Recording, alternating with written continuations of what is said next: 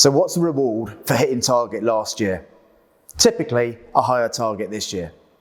It's a commonplace problem. You get punished for doing something brilliant.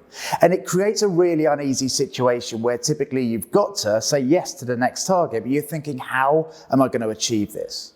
The highest performers, what they do is they know how to take control of that predictable revenue growth.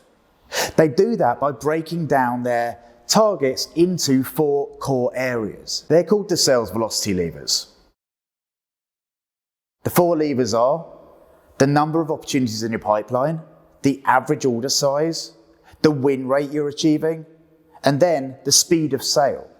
Now, the highest performers know that if you pull any one of those levers and influence them positively, it can start to have a dramatic impact on the revenue that you achieve. What can you do to really harness that control?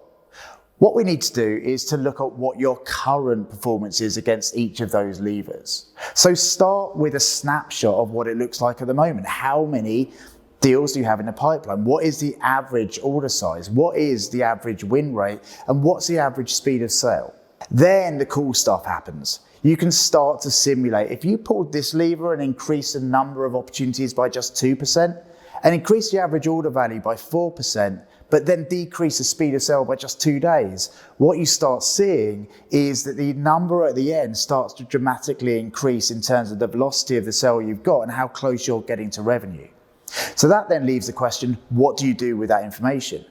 Well, you identify what you can do to influence each lever. So, for example, if you're looking to increase the number of opportunities in the pipeline, then you could hire some more reps, or you could become stronger and more tuned to really creating buyer-led outreach that sells the value of the conversation.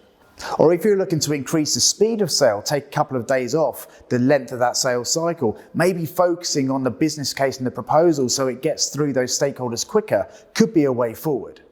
So having this equation, this sales velocity equation in your toolkit is absolutely crucial because it turns from uneasy about committing to a target to I'm in full control here, I know how to get there and I know what levers to pull and I know how to influence them. Your job then is to put that stuff into place, consistently measure and pull the lever that's going to have the biggest impact next.